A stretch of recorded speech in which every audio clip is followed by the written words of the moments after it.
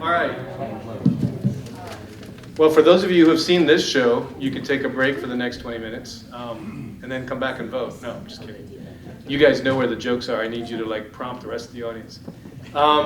So again, welcome. This is our third and potentially our last community outreach effort for the Land Conservation Program for Clay County. Thank you all. Well, thank you all for coming, spending at least an hour with us. The better you all do, the faster we will get out of here. With me today is Allison Dufour. He's the North Florida Land Trust president, so he's my boss. So treat him nicely. And anything nice you have to say, please say it out loud. Anything bad you have to say, catch me later. Also with me is Heather Nagy. She's our conservation planner, and she will do about half the presentation toward the end, the more fun half. What we're doing today is we went to the county commission at their request and said, hey, we're hearing a lot from the public about starting a land conservation program. And we heard that the North Florida Land Trust helped Nassau County build theirs. It passed in November, so it was big recently. And when I joined the Land Trust, I have a long history of doing local land conservation, first in Miami-Dade, then Alachua, helping Pasco County. And they said, can you come talk to us about how we would run, if we wanted to run a program, how we would get it started, and how we would run it. And so we put together a presentation and a contract. So put that up front. We're getting paid to do this on behalf of the county, sort of present this to you and get your feedback. And they liked it enough, and they saw exactly the same presentation you're getting. They said, okay, go ahead and roll it out to the community and get their sense. And I'll get into that, what that means, but if you want to paint in your mind, sort of starting out, how would this program be successful? The lands that are acquired should look like exactly the kinds of lands you told us tonight, and the county commission told us a couple months ago, is what they want to see protected. So if it's what's important to you is ranching and farming, ag lands, then the portfolio at the end of the program, when lands are protected, should have a lot of active ag, silviculture, and those kinds of values. If what you want is recreation, access to water bodies, drinking water protection, then the lands that are acquired should have those values. And you're going to hear a lot more about that when Heather does her talk. But I want you to think about, for those of you who are hunters, the idea of line of sight. Where you want to end up should be where you start. That's the idea. That along the way you put things in place, basically the iron sights, that line you up on your target. So we'll get a lot more into that. Some logistics. This is it's not a county commission meeting. It's not even a workshop. We're presenting. We're a private nonprofit. There will be questions, and we welcome your questions for clarification. I always tell people, if you've got the question, probably at least 4 other people in the room's got the same question. They're just not as confident as you are. The AV person has asked us to make sure you speak into the mic, though, so it can get picked up. We are being recorded. So if you have a question, just raise your hand. If you could just come up to the middle here somewhere, and I'll reach out and give you the microphone. Other than that, I don't know where. I think the bathrooms are out towards the elevator. Fire escapes are that way, and we'll get started. All right, so a little bit about us. We are the North Florida Land Trust. We were founded in '99. Our mission is to preserve and enhance the quality of life in this watershed or this area. When I say this area, we go from the Georgia line down through past Camp Landing, down past Bradford County, down through almost Volusia County, down through Flagler, over to the coast and right up the coast. So we're all a part of 7 counties, plus there are another 8 or 9 that we touch because of one of our big projects called the O2O, which I'll tell you in a minute. Why are we here? Well, like I said, Clay County saw us do the Nassau County referenda. It passed. It was very successful. And they said, hey, we're hearing from our community same kinds of issues. We'd like you to come and help us.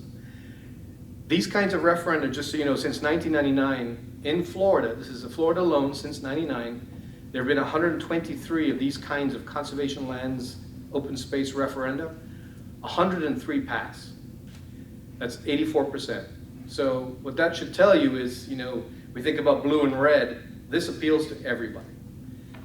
28 counties so far of the 67 have passed referenda, and you can see by the numbers, there's 68 separate referenda were passed, which means counties passed multiple times. They passed successor programs. I live in Gainesville in Alachua County, and we're on our 4th separate referendum, reauthorizing the program. In total, $4.7 billion in taxpayer-approved funds, and it's very important, they're taxpayer-approved funds to buy local land conservation. So why is that important? One of the questions these gentlemen asked me last week was, are you the feds, are you the state, why do you do what they do? Understand that the feds in the state have particular missions and particular criteria they use to buy and protect land, whether it's water quality or wildlife or whatever it is. A lot of stuff gets missed at this scale, right? It's the stuff that's important to you at the county level, you as county residents, that may slip under their radar. By having your own program, you do two things. One is you can talk to your county commissioners and have them evaluate and approve and buy the kinds of things that are important to you locally. The other thing you can do is you can offer up match to attract that state and federal money, and now you can actually do some leverage some of that and do bigger landscape conservation. This is what I mentioned, the O2O. This is the Ocala-Osceola National Forest Wildlife Corridor. It's about 100 miles long. Our goal is to protect 140,000 acres over the next 30 years. We have a big partnership, 19 members, state, feds, some private. We're trying to fill in all of those spaces in and amongst the green. What you're seeing in the green there is the existing public lands. This is Clay County, right in the middle of it. So when the county reached out to us and said, hey, we'd like you to come help us, we were absolutely enthused to do that, because you are right in the middle. Without Clay County, the wildlife corridor doesn't become a corridor, just two bigger islands. One of the things I like to talk about, you've heard me mention line of sight. I want to talk about how this time frame, just give you a sense of what we're working towards. What we're doing in the beginning here is this conservation planning part. So first of all, there's public desire. County said, folks are calling us saying, look, the toll road's coming through, we're seeing development, we're becoming a bedroom community for Jacksonville. What can we do about that? That said, well, let's put together a program. Let's see if there's stomach in the community for a program. They asked us for assistance. We did a BOCC workshop. We did that a couple of months ago.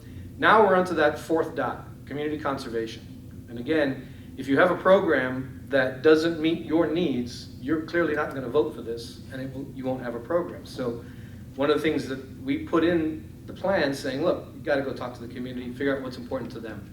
And that's the next stop. That's the values identification, and Heather will talk a lot about that in a few minutes. Once we've gotten your sense of what's important, and we talk to the county commission, got what's important to them, we're going to talk to the Water Management District, DEP, Fish and Wildlife, what's important to them in terms of, hey, what does Clay County have that we can save? Put all that in a report and come back to the county commission with a recommendation. Saying you've got great support for a program, it centers around these particular values, and we'd like to move forward with the next step. They would approve that. The next step is starting to do the adoption. There's a feasibility study. So all of you are willing to entertain the idea of land conservation, but there's always a price tag. And so your willingness to pay into this every year, as the price goes up, your willingness goes down. So part of what we do in the feasibility analysis, we say, would you support a program? How likely would you be to support a program? Very likely, not likely, if it protected water quality, wildlife, blah, blah, blah. You say, yeah, I'm pretty likely. Well, how likely are you? Are you more or less likely to support that program if it costs you $10 a year for 30 years? I'm still pretty likely. $20 a year, $30 a year. So we raise the number to see where the likelihood of people's support drops off. The reason, and we test different questions, so whether it's working farms, whether it's water quality, whatever the issues are, we test the same kind of polling. The reason we do that is when you go to November and you go to an election and you actually have to vote for something and now tax yourself, people's support tends to drop from 6 months ago when they didn't have any skin in the game. So we want to get to 60%. When we get to 60% in our polling that says for these kinds of values and this amount of money, you're likely to pass in November. That's the program the county commission should put forward. So again, I was talking about line of sight. We do this values identification, we do the polling, we then put that as the recommendation, and that becomes the referendum language that you vote on. And I'm going to show you that in a minute. When I say referendum, one of the things you want to guard against as a community running a program is there's always going to be people who are opposed to these kinds of things. And you try to anticipate that resistance and you say, well, look, I took care of that or I considered that. One of the opposition is you put it to the voters on an off year in a primary election where only a few people showed up.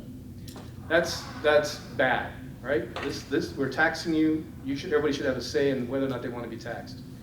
So we do it in a November presidential election year. That way everybody is showing up. And it's in the November election, it's not in the August primary. That way you remove that soundbite. Everybody had the opportunity to read the ballot and vote on it. It wasn't just a special interest, one side or the other, because only a few people show up in the primaries. So let's assume that it passes. Now we're into implementation. There will be a community conversation sometime probably December, January that's saying, hey, look, we have this program, we're going to roll it out. Here's the evaluation criteria. If your land meets this criteria, or if you know somebody's land that does, please nominate it. There'll be an application cycle. There'll be an evaluation of applications. Now that's really important. Remember, I keep talking about this line of sight. That's the next domino in this line. The criteria that we use should score and rate highly the kinds of things that you told the county commission you want to see in that end result. So for example, in Alachua County, when they did the polling, preserving water resources was really high. So if you look at the criteria they have in Alachua County, there are 6 different criteria that talk about, does this property protect water resources? Is it connected to surface water? Is it high water recharge for drinking water? Are there wetlands on the property? Is it floodplain? There are 6 criteria like that. Because that was the biggest vote getter, there was the most criteria. So that's when I say the tool that the county will use to evaluate the property will look like the referendum language, will look like the values we identified, and the property should look like all of those things. The board will approve a list of projects. Then we start the land acquisition phase, which is the real estate part. And then we get into land management, which is once it's a public asset, has to be managed. One of the things that we talked about last week quite extensively, and I think will be a big tool in this community, is something called a conservation easement. I'm just going to assume some of you know what that is because I talked about it last week, but some of you probably have never heard that term before. So in American property law, you have a bundle of sticks, right? And imagine each stick is a right to which you could put the property. So you could mine it, hunt it, subdivide it, build houses, build a skyscraper if you wanted to. You could, leave it to your heirs, and you could sell it. So all of those are a different stick. What a conservation easement does, it says, hey, and I'm going to pick on Mr. Padgett. Mr. Padgett, your property's been nominated for preservation. Would you be interested in selling it? He goes, nope, not done with it. I don't want to sell it. Well, what are your goals for the property? Do you want to ever build a subdivision on it? Nope, my grandfather homesteaded this. I don't want to build houses. Well, that's a stick he's got that he's paying taxes on, that value, that he's never going to use. So we can take that stick out. And then we have that conversation about other sticks, and eventually we end up with 2 bundles. One are the sticks he doesn't want to use that have value, and the other is the ones that he does want to use that have value.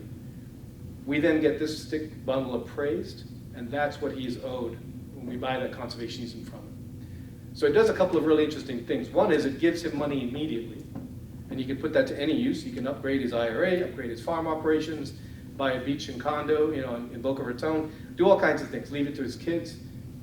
The other interesting thing it does is the next farmer that comes into that property, if his kids are not interested in farming, are having to pay full market value now. Having put the easement on it, you can't do as much of that property as you could before. Like you can't build houses on it, right? You can't mine it, you can't do certain things because now we have that bundle. So the price drops. And he's okay with that because he got that money up front. But the next generation of buyers or the next generation of farmers, that younger generation that don't have the equity, this becomes something they can afford and get into farming for the first time. Because the barrier right now to a lot of young farmers is they can't afford the land. So that's one of the other benefits. The other benefits, if you donate that easement, you get to write it off on your taxes, and there's a number of other benefits for conservation easements. But the other big key one is property stays in his family, in his name, on the tax rolls, under his management. So we like conservation easements, and given the reception that we had last week, and the people that were there, and the kinds of things that were voted on, I think we're going to see that as a really popular tool in this county also.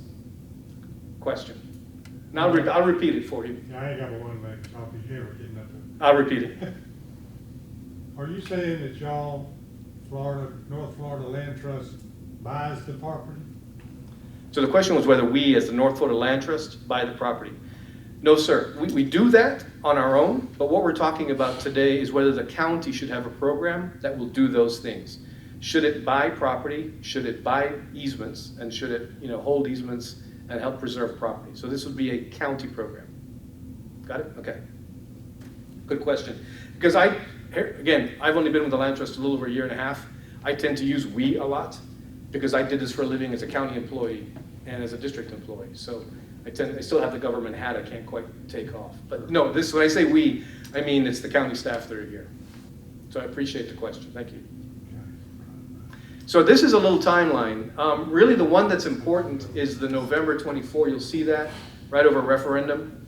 And then we're trying to back down from that. So there's a lot of things that have to happen in a referendum. It's got to be approved by the Supreme Court. The language can't be more than 75 words. It can't be misleading. It's got to go to the elections office so it can be printed on the ballots. So you back down from that. So, we're right into March and May where we're doing the plan. This summer, we should be going back to the board for approval of that plan. And then there'll be another conversation about, okay, let's talk to the public some more about this. Do we want to move forward with a feasibility study? Are they still on board with this? Hopefully, sometime around June, all that's nailed down, June of next year, and by November, you're seeing the ballot and you're voting on it. So this is an interesting slide. I put this together because folks sort of say, well, you say referendum, I'm not sure what that means. This is an example referendum from Polk County that passed a couple of years ago. What's in red are the kinds of things that the information we want to get. Some of it we're trying to get tonight, some of it we'll get through the feasibility studies. So for example, what's in bold is the title. Don't worry about that for the moment. But typically they all say, to acquire, preserve, protect, and manage, and restore, and then the first red word, water resources, environmental lands, and important fish and wildlife habitat. Those are in that referendum because where'd they come from? They came from people like you in Polk County. They said, we want to preserve water resources, environmental lands, and species, habitat for species. Those were their top three. So that's why they're in the referendum. Remember this line of sight. Shall Polk County levy an additional 0.2 mil ad valorem tax? So that's a 0.2, that's 20 cents on every $1,000 of your property value. Ad valorem property tax. So that came through the feasibility study. They said, how much are you willing to pay to support this program? And for those of you that own property, you can figure out what your property is worth and what the taxable value is, and divide it by 1,000 times 20, and that gives you the idea. For Alachua County, the first program cost $25 a year for the average property owner, and it was 20 years. So 20 times 25, $500, right? $500. So for $500, they got, when I left, I had done $130 million within real estate. So every household, every property owner paid in $500, and for that they got access and all the benefits of $130 million worth of real estate. And that's the last cap. You'll see down here, issue bonds, that's how the county will pay for it. Payable for one or more series of aggregate principal amount not to exceeding $75 million. So that's the third cap. The first cap was the millage, the first cap was the values, the second cap was the millage, the third cap is the $75 million. So no matter how much money that millage raises, you stop at $75 million. That's all the local tax they're willing to take out of your pocket. Now what they'll do is they'll manage that money and say, let's partner with the state, let's partner with the feds, let's grow that, and let's do a little more land conservation. And then the last thing is 20 years, and that's the date of the bonds. So that was what a referendum will look like. And what we're doing tonight is we're trying to fill in the first things, the first values. So we went to the board and we asked them this question, is there enough interest on part of the county commission to work towards a November 2012 referendum? And the consensus was yes. All 5 county commissioners said absolutely. Go talk to the community. Here we took a break.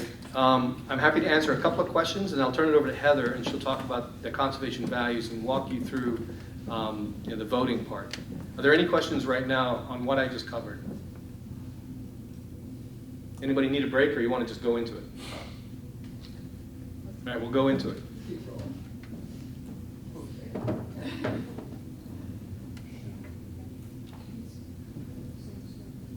All right, well, good evening, everyone. I'm Heather Nagy. I work with Ramesh at the North Florida Land Trust, and I focus on community conservation as well as strategic conservation planning for the Land Trust. So essentially taking our large geographic area where we work and trying to figure out where the key priority areas are for conservation. So this is an exciting project for me from a professional perspective, getting to help figure out key priority lands for Clay County.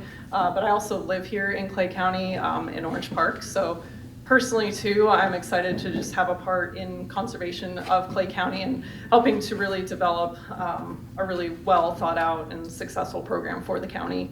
And so that brings me to our talk on conservation values. And so as Ramesh laid out early on in the presentation, one of the main reasons that we're here tonight is we really want to make sure that the lands that the county ends up protecting and managing in the future are the lands that is what the public, what you all originally wanted, originally expressed interest in protecting. And so one of the ways that we can do that and figure out which lands we want to include as part of the program is by determining the conservation values and what your conservation values are. And so what do we mean when we say conservation values? Well, these are the characteristics of a piece of land that generates some type of value or benefit. And historically, conservation values were defined narrowly as ecological, so things like natural resources, biodiversity, open space. But over time, these values have been broadened to include things like access to recreation, working farms and forests, cultural and historic resources, and even things like flood protection, flood control and protection from storms. And so there are all kinds of different benefits that conservation lands can provide, and these benefits can really lead to an enhanced quality of life for Clay County residents. So if we set up this referendum in a really well thought out manner, we can fully reap the benefits that conservation lands can provide. And so we've set up or created a series of posters that depict what we think Clay County residents would think of when asked about what types of lands they would like to see included as part of a conservation lands program. And so these are laid out up here. Once we're done, you can come up here and see all the posters, but I'm going to run through each of those individually and go through what values they represent and what's depicted on the maps. So the first one we have is something that we think that county residents would think of when thinking about what a conservation lands program would protect. And so this is the protection of threatened and endangered species and habitats. And so by protecting Florida's endangered plants and species is really important because we can ensure that our native fish, plants, habitats, things like sandhill, are not going to go extinct. And so this map just depicts some of the Clay County's listed species, including the federally listed red cockaded woodpecker. It also shows habitats that have been identified as priorities for conservation, so habitats that are not currently well represented by existing conservation lands. So these are going to be habitat types that are going to be a priority for future conservation efforts. And so the next conservation value that we think is going to be important to Clay County residents is the protection of surface water features. So this map displays all types of different surface waters like lakes, rivers, streams. It also identifies where there's springs and seeps within the county. And then we've also displayed the high-risk FEMA flood zone areas, so areas that are within the 100-year floodplain and are at risk for potential flood areas.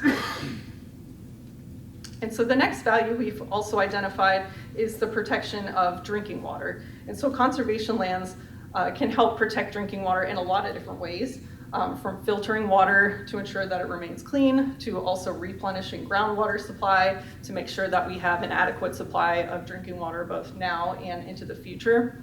And so this map displays areas within Clay County that have high potential for recharging aquifers, natural systems, and other areas that support the water supply. And so it also depicts, so these are going to be important areas to help ensure that we have an adequate supply of water for now and into the future.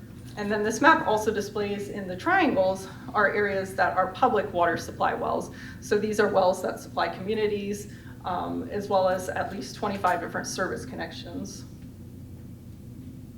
And so the next map depicts a conservation value called connectivity. And this is the connecting of existing conservation lands to create large interconnected natural areas. And connectivity is important because it provides large areas for plants, animals, and people to move freely. And so connecting landscapes supports our biodiversity by allowing wildlife to move freely to access food, water, shelter, as well as breeding habitat. And it also supports people and communities because these are ecosystems that are really better able to function overall. So in turn, they're going to provide services to help support human life and increase quality of life by protecting things like keeping our water clean as well as our air clean. And so, actually, hold on. I can't see all the notes.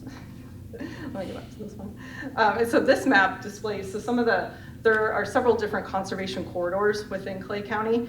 And so this displays the Ocala-Osceola Wildlife Corridor that Ramesh mentioned earlier. This is the partnership between North Florida Land Trust and several other organizations to help connect the Ocala National Forest with the Osceola National Forest. It also shows the Florida Wildlife Corridor, and this is a statewide network of nearly 18 million acres of connected lands and waters that help to support wildlife and people. And over 8 million acres of the corridor are currently unprotected, and so these are going to be high priority areas for future conservation.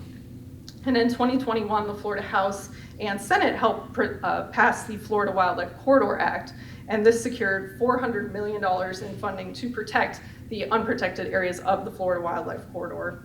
And so by preserving areas that are located within the existing conservation corridors in Clay County, the county can help leverage these existing partnerships as well as funding sources to protect high priority lands and help to create connectivity within the landscape. And so the next value that we think is going to be important for Clay County is protecting farms and forests. And owners of working lands like farms, ranches, and tree plantations have a deep connection to the ground, the water, and wildlife. And they make a living by by preserving the natural and productive values of these landscapes. And conserving working landscapes also helps to ensure that they stay in agriculture and are not converted to non-agricultural uses. And it also ensures that farmers and ranchers can help to maintain their way of life and pass that on to future generations as well. And so, and so this map shows areas of the county that are currently within agriculture as determined by the Florida Department of Agriculture and Consumer Services. And it also shows areas that are located or that are within pine and hardwood tree plantations. And so next conservation value that a lot of counties are now incorporating into their land conservation programs is access to recreation. So public and recreation spaces enable residents to experience nature, get out in the natural environment, engage in exercise, as well as engage in leisure time and recreation within the natural environment. And parks also provide positive economic values. They enhance property values, spur local economies, and attract new residents and businesses. So this map shows areas of the county, of Clay County, that are currently accessible to residents for recreation. And it shows existing trails like paddle trails, hiking, biking, and equestrian trails, as well as where existing boat ramps are. I have 2 questions now. Okay. This wildlife corridor you keep talking about, does that mean if I agree to this buyout or not buyout, whatever that it is, that I can't shoot deer on my property? So his question was about areas that are within these wildlife corridors.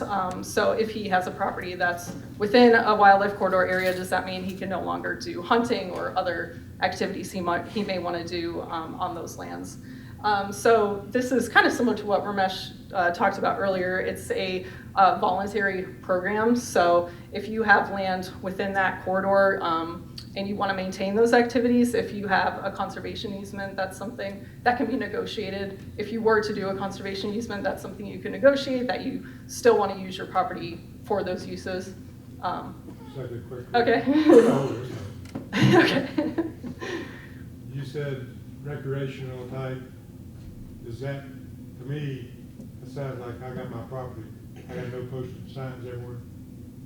It sounded to me like I agreed to this enhancement in Clay County.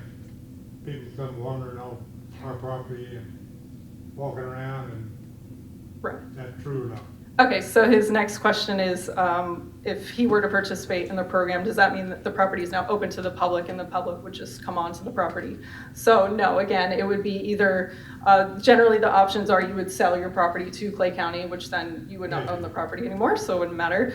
Or again, if you were to do something like a conservation easement that does not open your property to the public, it would still be in your ownership, you would still manage the property, but no, that would not make it, it's still within your ownership and private property, so no.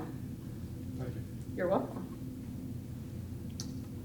Okay, so recreation. Okay, and so the final conservation value is in regards to historic and cultural resources. And so this is something that's, again, also part of a newer conservation value that's being added to some land conservation programs. And Clay County has a really rich rural and agricultural history, and by preserving historical areas and artifacts, we can help to promote and preserve the history of Clay County. So Indian arrowheads, battlefield remnants of the Civil War, turpentine tools, cap faces on longleaf pine trees, prohibition stills, and old railroad tracks are just some of the resources that speak to Clay County's history. So some local land conservation programs are now including these resources because it gives a dedicated source of funding to help preserve properties that contain these types of resources. And so this map displays some of the areas of Clay County that contain historic and cultural resources. So there's certain areas of the county that have historical districts, so things like agricultural areas, old railroad corridors, military lands that have historical significance. There's also historic structures data layer that contains, shows historic buildings that are registered, are eligible to be registered on the National Registry of Historic Places. So that's what's displayed in that data layer. And so with that, we want to really determine from you all what you want to see protected as, or listed as the values, conservation values of the Clay County program. So Ramesh has given you all 3 dots to be voted on. So in the referendum language that he showed earlier, it had highlighted 3. There's generally about 3 key values that are highlighted as part of the referendum. So that's why we've given you the 3 dots to get you thinking about what your top 3 priority conservation values would be. So on each of the maps, there's a little white area in the corner where you can put your stickers, and you can put all 3 of them on one if you want to. You don't have to use any of them. You can put 2 on one. It's really up to you. It's what the value, there's no right or wrong answer. It's what values speak most to you that you would like to see included. Okay. So before we turn you loose and voting, I want to go over a couple of the key highlights and some of the questions, thank you again, that were asked. So we're a private nonprofit. We're just here on behalf of the county because we've done this before, helping explain what this all means to you all so that it's not a surprise when you start seeing the stuff pop up on the ballot. In terms of the ownership of the property, again, as this gentleman asked, there are typically two ways that the county will do business. One is if you want to sell your property outright, you don't have any heirs, they're not interested in owning the property, or you're at the point in your life where you just need the cash, the county will buy it from you fee simple, and then it'll be operated as a county property. So it'll be a county nature preserve. But if you still have an interest in managing it, keeping it as agricultural property, that's the conservation easement, where it's your property, the public doesn't have a right of access, and you continue to use it the way you've always used it. And you can even include some future rights that maybe you haven't used right now, but you want to retain. The perfect example would be a gentleman has 2 kids, and they're renting somewhere, and at some point they may want to move back to the property, and they want to build a house. He wants to set aside an envelope where they can build a little house. So, typically what he'll do is it's a 1,000-acre property, and he's got his homestead on it. We may work with him and say, okay, here's your envelope. Does this work for you? Put the house here. Okay, we reserve that as another building right. And then the other kid maybe gets one over here. So we can work those things into your reserved rights. So if you've got, let's say the density is 1 unit per acre, right? And you've got a 1,000-acre property, you could build 1,000 houses. You've got your 1 already, you want to put 2 more. We've taken 997 building rights and put them in this bundle, and then you get paid for them. You get paid for giving up those rights, whatever that value was. And I want to touch on that, and the reason I'm going over some of these things is because I think they help influence how you're voting, what's important to you. How do we value things like conservation easements or even fee simple purchase when we buy the property outright? The way that the county does it, and the way that it's done in the state and the feds, is they use appraisals. So what an appraiser is, when you go to get a mortgage on your land or at the bank, on your house, the bank says, well, how do I know that asset's worth the loan that he's asking me to make? And they get an appraiser, they say, okay, what's the property worth? It's worth $500,000. He's asking for a $400,000 loan. If they ever default, then I know I can sell that asset, make my money back. Those appraisers that provide the bank that value are the same kind of appraisers the county, we, the state, the feds use. They're free market appraisers. They do this stuff for a living. They know how to compare property to the market and say, this is what the market will bear. Does it always work for every landowner? No. I can't tell you the number of times I've been negotiating with a landowner to buy their property, and I've explained the process, we've had a good relationship. At the end of the day, he says, Ramesh, you know, I understand how you did this, I respect the way you did it, it's worth more to me than that number. So he gets that the average buyer would spend $1 million, it's worth more to him to hang on to it right now. And we part as friends, and if his circumstances change, he just calls me and we revisit. But this is totally voluntary, and there's not condemnation, this isn't building a highway, there's none of those things. The last thing I wanted to point out is, we are a big landowner in Clay County also, the North Florida Land Trust.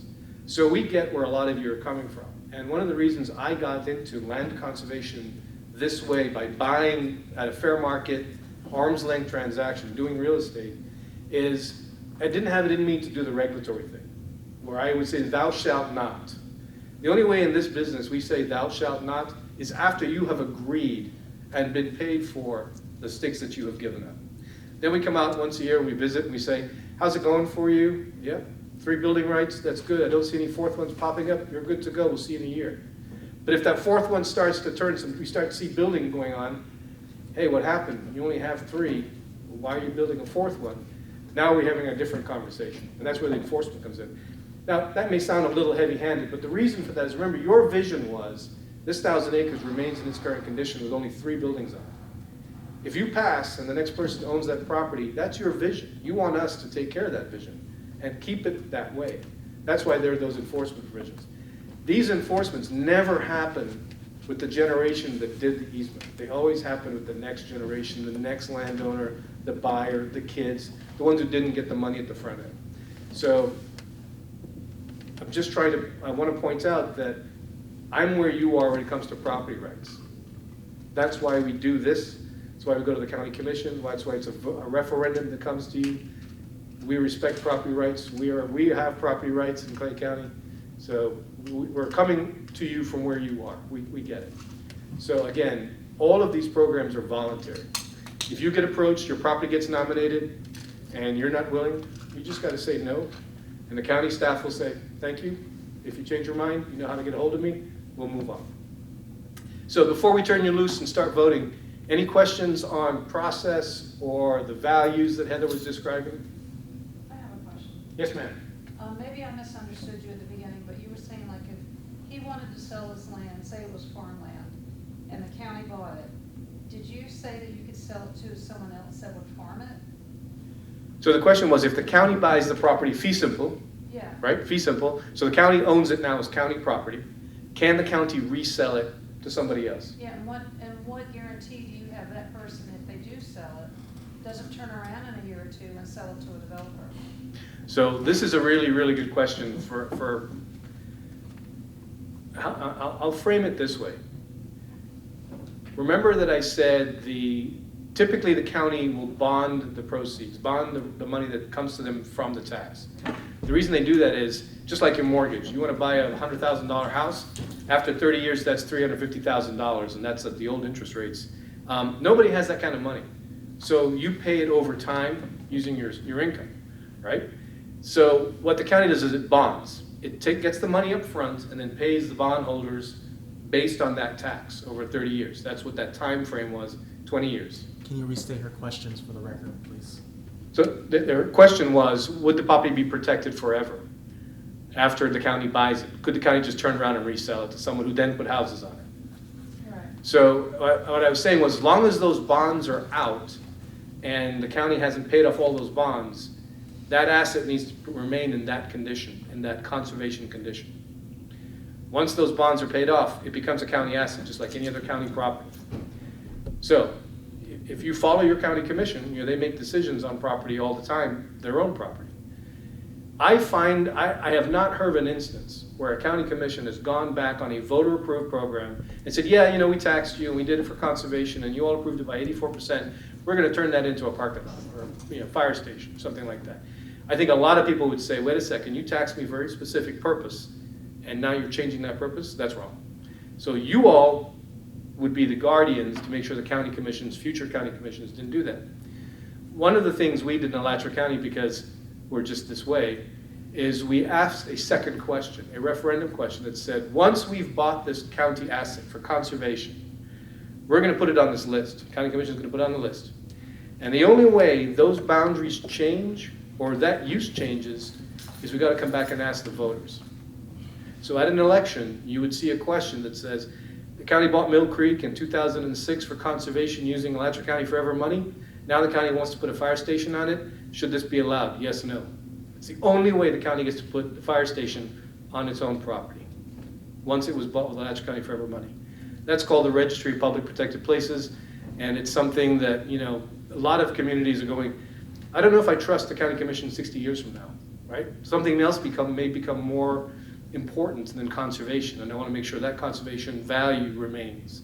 So that's how they did in Alachua County. So it would have to be voted by, the county commissioners couldn't just decide to do it. So the question is, could the county commissioners just decide, assuming the bonds are paid off, Right. and assuming that it was just a free and simple, clearly owned, piece of county asset? Right. The answer is there isn't any legal reason why the county commission couldn't turn it into some other use. Absent, and the highest form of protection would be giving someone like the North Florida Land Trust and Nature Conservancy, the state of Florida, an interest to enforce Okay. that purpose. Very few governments would ever agree to do that because it's their asset, it's county property. In Alachua, we did the registry of public places that said, if you want to do that, go ask the voters and let them decide whether that's really the public benefit or not at that time. But the shorter answer is, unless you do something like that, when those bonds are paid off, that asset is not protected. Question? Yes, so following up on her question, as the county voters, if, now that we're learning more, if we were interested in having something like that kind of registry added to Clay County's program, I would assume the thing to do would be to contact our commissioners and tell them that that is what we'd like to see done. So the question was, if you were all interested in seeing that kind of registry created along with the first program, how would they get that done? I think you would talk to the county commissioners. My advice would be, let's not confuse the issue going into November, right? Right. Because people will say, okay, they're asking me to tax myself. I guess I'm in favor of that because I like to recreate and hunt and do so on.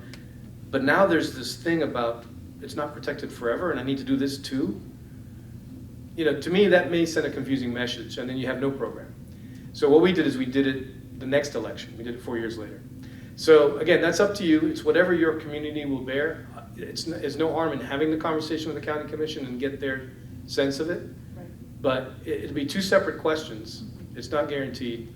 And I think you have to be careful about the signal you send to your commissioners. When you go to them and say, don't trust you guys, I need to have this registry. In Alachua's case, the commissioners came to staff, how can we protect this forever? And we came up with this registry idea. The commissioners actually came to us. The community didn't go to them. So there was a question over here? Okay, same question. Question in the back. So as long as the bond is still outstanding, you can get it to be part of that registry. Once the bond is paid off, then it doesn't qualify for being on that registry and they can do whatever. So the question is, how do the bonds and the registry work together? The registry is something completely separate from the bonds. The bonds are a temporary protection. So long as those bonds are still out, they can't convert that property to some non-bonded use. Once those bonds are gone, now you have no protection, and that's where the registry should come in. It protects it after the bonds are paid off. So it's not automatically on some registry just because the bonds are out. The bonds give it protection. Now, Right, so I'm not a... You have to have the registry in place prior to the bond being paid. So the question is, should the registry be in place before the bonds are paid off? If you really were worried, yes, that's what you should do. And you have 20 years, if that's how long the bonds are for. And then, of course, if your millage raises more than you need to pay the bonds, it's like your mortgage, you pay it off sooner. We did that in Alachua County. Again, I think the concern would be you want to make sure that you approach this from a constructive, positive sense. You don't threaten the commission, we don't trust you kind of thing, right? Yeah. So I wouldn't normally have brought it up, except a good question was asked about it, and it's something that we did in Alachua County. My sense is, I'll share this with you. That registry question passed by 10 points more than any of the original referenda. So what that says to me in Alachua County is, They went further over the aisle and picked up people that didn't vote for the program, but said, once you taxed me, even though I didn't support the program, you better do what you said you were going to do. So I have a feeling that that same feeling would be here, which is, you know what, I didn't necessarily support this, but okay, you took my money, you did something, I'm going to hold your feet to the fire on that. That's what it should be. Now, you and I, are we going to be around 40 years from now? Who knows? So, you know, I'm planning on not being here in 40 years. So, so I would just tread carefully in that, and let's see if there's enough stomach to get a program going, and then we can worry about protection, because again, while the bonds are out. Now, the one caveat, I am not bond counsel. There's special lawyers that deal with bonds, and I would definitely want to talk to them as you go forward with this about bond counsel and the protections. Remember that the way these programs really started was the county needed money to put in a sewer line, and they didn't have money to pay for the entire sewer line, so they bonded it. And as long as that money was being used for that sewer infrastructure, they couldn't change that to some other use. They couldn't take the money and buy ball fields or something. Could the county substitute some other asset and say, we'll liquidate this instead and pay the bondholders that way? You know, I don't know what the answer to that question is. So when I say as long as the bonds are in place, the property's protected, that's what I have been told. But as I think through this and, you know, the county's assets and all the things they have, can they substitute? Is it tied to that particular piece of property? Or can they substitute some other piece of property so I can outsell this one because this is where you want to put the Wawa because this is where the interchange is, kind of thing. So you want to make sure you talk to bond counsel. And the county attorney, Courtney's a great county attorney. If you haven't met Courtney, she's a great county attorney, and she will have bond counsel and she will get the question for you. Great questions. Yes, sir. Unless I misunderstood, the bond issue is if I sell to the county. The question is the bond issue about whether he sells to the county or not. All the bonds are is a way to raise the county for the raised money. So the example I used was, let's say at 0.2 mils, that's the millage rate, so that's what they're going to use to pay for the program, generates $1 million a year, right, from all of Clay County. You really can't do real estate with $1 million budget a year. It's not enough money. What you probably need is about 10 or $11 million a year. Well, how do you get that? You basically get a loan for 10 or $11 million, and you promise to pay it back with that $1 million a year over 20 years. So that's what the bonds are. It's basically a loan from big commercial, industrial. What I'm trying to do is separate bonds from this registry thing. Right. Bonds if I sell it to the county, registry if I go conservative. The registry is something the county will do on land that it owns all on its own. It won't register property that has a conservation easement on it. Got it. Yeah, that's because it's your land, Yes. right? You are bound by the document, the deed, the conservation easement. There's no need for any additional protection. Theoretically, could the county put its interest, that bundle of sticks that it owns, on the registry and say, hey, this gentleman may come to us and want to change the conservation easement and get back some of those sticks? Should we put this bundle on the registry and prevent that from ever happening? Guys, depend. We've never done it in Alachua County, and I don't think we would, because that seems like too heavy-handed on a private property, because it's still your property. So would not be something I would recommend. If they start to do that, and now you're all worried, wait a minute, what was the point of this? We paid for that easement, or he got a tax break on that easement. What are you doing amending that and damaging the property now? Now you have a reason maybe to include conservation easements on that registry, but it has nothing to do with the initial transaction. Gotcha. Does that make sense? Yes. Okay. Great questions. If Yes, If this goes through and passes, does the county manage this, or is North Florida Land Trust managing this program? Good question. And again, I tend to use a lot of we, because we're here under contract to the county. No, this is a county program. So the county staff would be, the question was, would North Florida Land Trust or the county be the one running the program, managing the property? So the default is the county runs the program, the county staff negotiates the deals, the county staff manages the property, the county attorney looks at the contracts, and the county commission approves all of the deals in a public forum. We are under contract with Nassau County to help them implement it. So our staff actually do the negotiating, put together the contract, run it by the county attorney, run it by the county commission, and then they pay the check and they buy the property. So we're helping them implement it because it was a way for them, because at some point the money will run out. And now you've got a couple of county staff that, okay, now what do we do for a living? How do we support these guys? There's no program anymore. So we're contractors, you can terminate a contract pretty easily. So we're doing it with Nassau County for that reason. So it will be the county's program, not the North Florida Land Trust, unless they choose to have them help us. Great questions again. You ready to vote? All right, so anybody here came in late, didn't get 3 red dots? I'll get you your dots. You did, some dots there. All right. If you've got more than 3 dots, come and see me. Otherwise, as Heather pointed out, please put your dots on whichever of these boards you think would be the highest value, most important thing for you.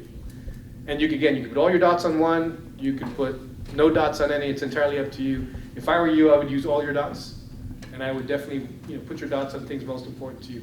Last week, I won't say this, well, I'll tell you afterwards. And then when you're done, we'll give you probably about 10 minutes to do that. Heather and I will be here to answer any questions about any particular boards you have, and then we'll wrap it up, and then you're free to go. Sound good? Come on up.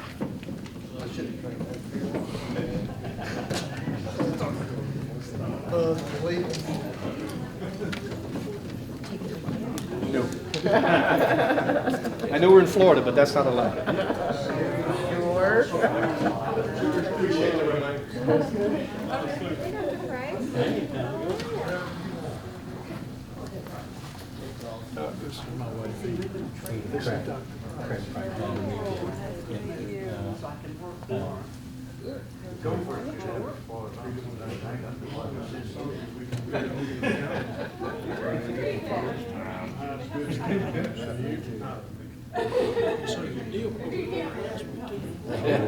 Vote again.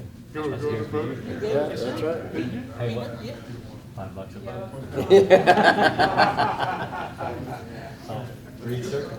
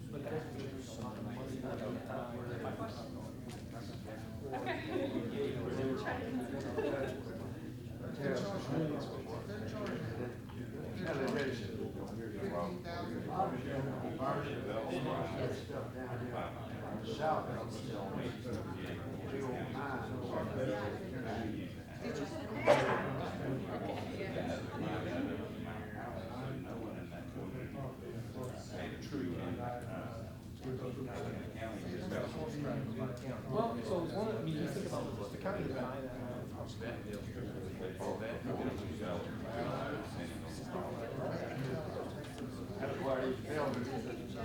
So the other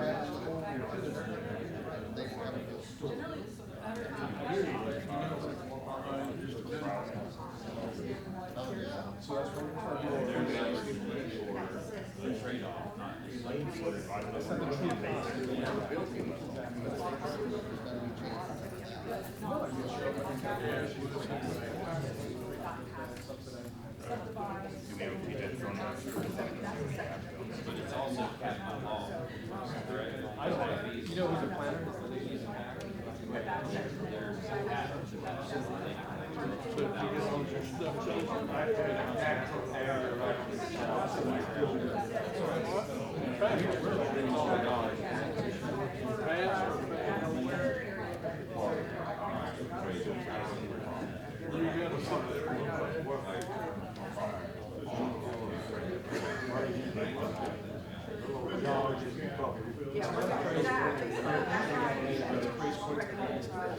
So let's say you're in an area, you're right there next to that toll. You're not gonna appraise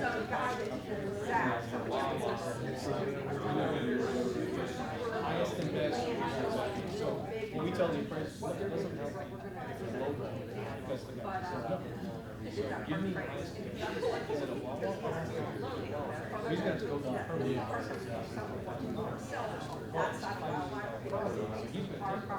So they just back $100,000.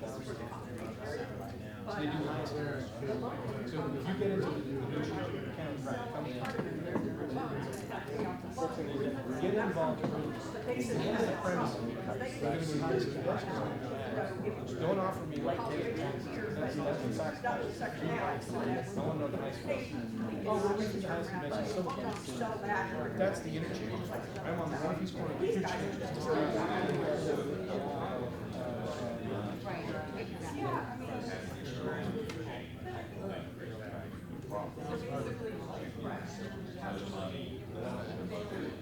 Some people play that game. If you want to play that game, I know, for example, right, and he was like, the property on the street there, they wanted to change it to sell it from ag to residential. So I don't know if it's as easy. But people can't play that game.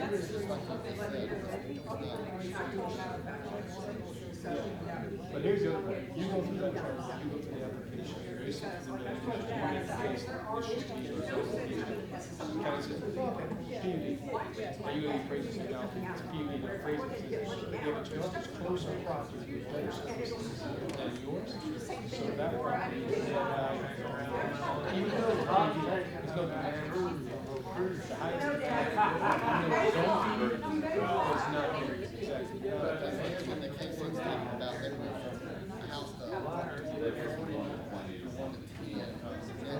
Well, they downzoned it. They downzoned it. I don't know, I just maybe take the distance, because every time it turns around, it's dropping distance. Well, so one unit to 10, that's only half the room, and the other half of the stories has to be marked. And that's, I mean, you saw that map, I mean, you're squeezed by Camp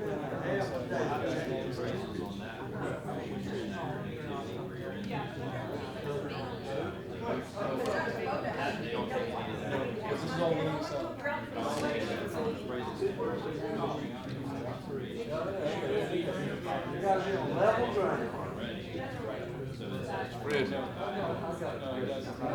Because remember what they're looking at is highest and best use. Oh, yeah? Legally, right? So legally, what are the zoning? Physically, it's going to be wetlands, what are your constraints, and then there's the bond. So they're going to look for what it looks like somewhere else comparable. So income producing, they do the income analysis. Basically, it's like, yeah, you know, but legally you do this.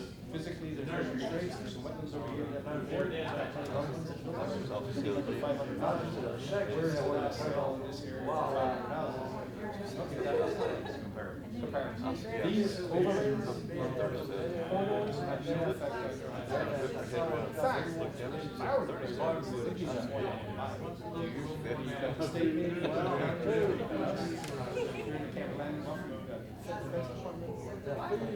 This might be where the next it's a lot more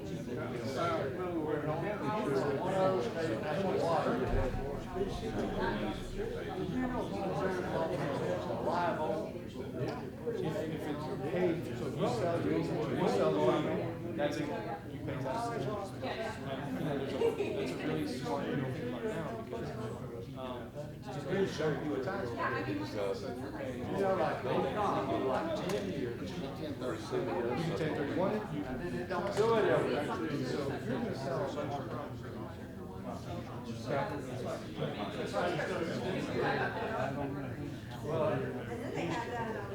so one of the nice things about what the IRS is doing is incentivizing competition.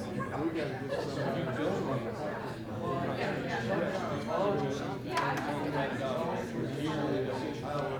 these 15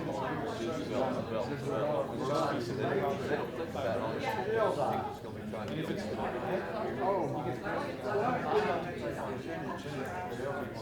you can buy taxes on one.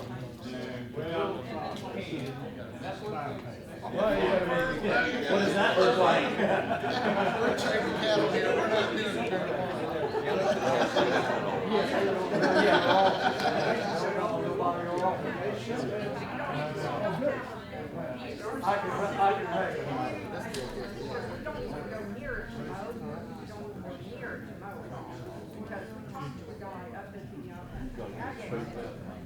Now we just got more answers.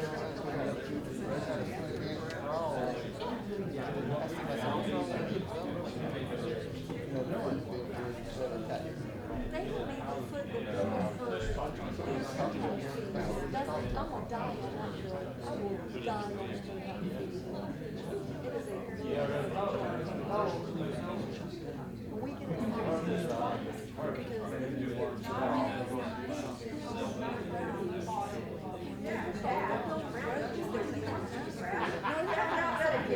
second off, when they're born, they turn it over to the county. And my grandfather paid for that people on those roads.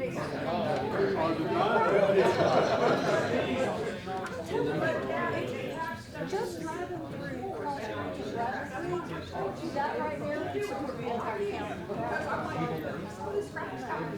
I will die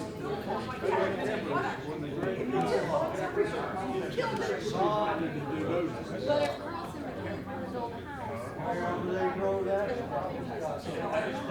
they got to clock up, basically, right out of the gate before they get into the bill. I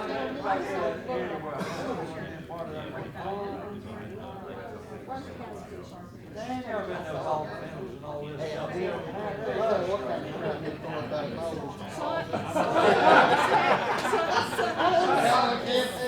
Somebody asked me, they were like, you should run the school board. And I said, oh, we're not talking about that.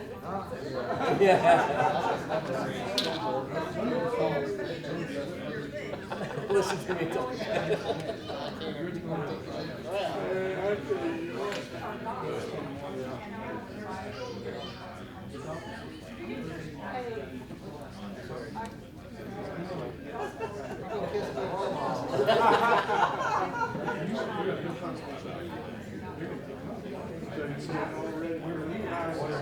Not yet.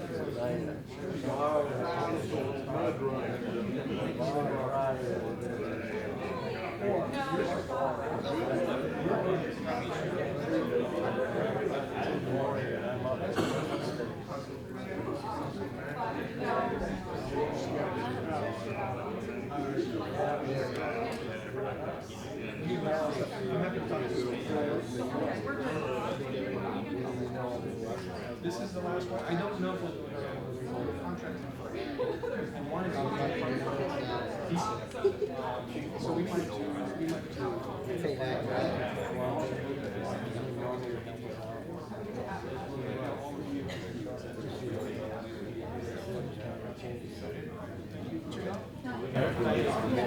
Is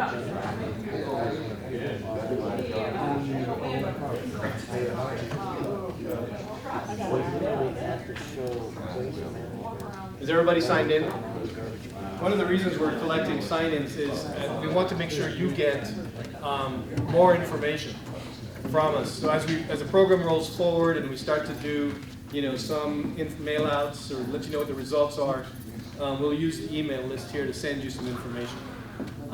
The other thing we're going to use the email information for is I wanted to get to at least 100 people over the 3 meetings. Assuming that there's, say, 25 people here, we're at probably 2 plus 35 plus 25, we're about 60 people. So what I would like to do is, they're recording this, I'd like to do is put the recording on YouTube or someplace like that, and then attach it to an online poll of these posters, so that you can then send it to your friends and have them also vote.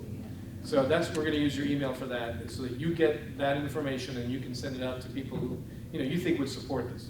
So other than that, that's the only reason we're going to use this. All of this is going to be a county record. It's all going to the Clay County. So all of this will be, will be with them. So let me wrap up. One of the things I said I was going to say, and then I stopped myself, was a lot of the gentlemen here were also, and ladies, were here also last Wednesday. And the results were, yeah. Farms and Forests were the big winner last week also. So, and that's not so surprising because this is Clay County. A lot of the land here is already in agriculture. And you've got Camp Blanding to the west, and you have, the St. Johns River here on the east, and you've got Bayard and district property further east of you. So what's left to protect really is, the livelihoods and farms and forests. So that's really no surprise.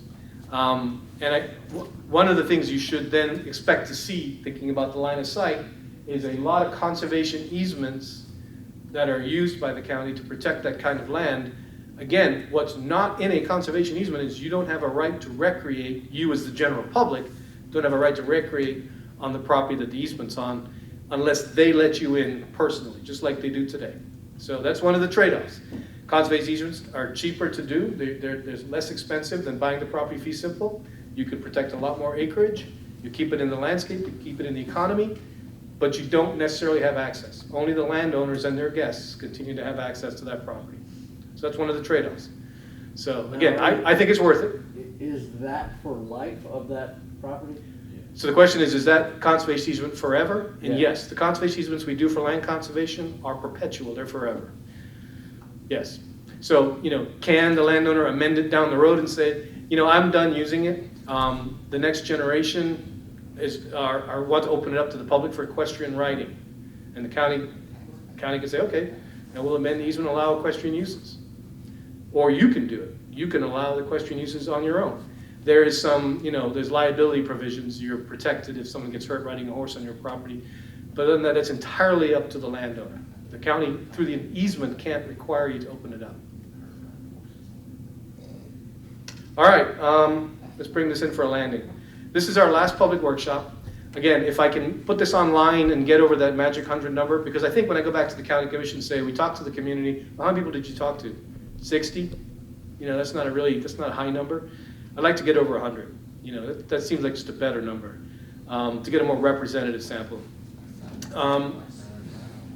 We're probably going to wrap that up in a couple of weeks, month at the most. We'll come back to the Clay County Commission with what we call our draft blueprint. What you're looking at the map there is what we call a heat map. And if you've ever seen one of those infrared cameras, the redder is hotter kind of things. Redder would be the values you've all picked where they stack up on that property more often. Properties that don't have any of the values that you've picked would show up as, bluer, greener, or white. So the redder properties in that Nassau County picture were the ones where their values really stacked up. That property hit a lot of the values. So those become the priorities for the county to try to protect. And that will help Clay County develop its land conservation policies, the ordinance, the referendum language, that line of sight I talk about, and then implement a successful program. So that brings us to a close. Heather and Allison and I are happy to stick around and answer any remaining questions. There's a couple of county staff here if there are particular county questions you want to ask. But again, I want to wrap up by thanking you for showing up. Those of you who did this twice, Appreciate you all coming back. And again, our stuff's on the website. If you want to get a hold of any one of the three of us and ask questions you're too afraid to ask here, just give us a ring. We're happy to answer them for you. Good night. Thank you. Drive safe.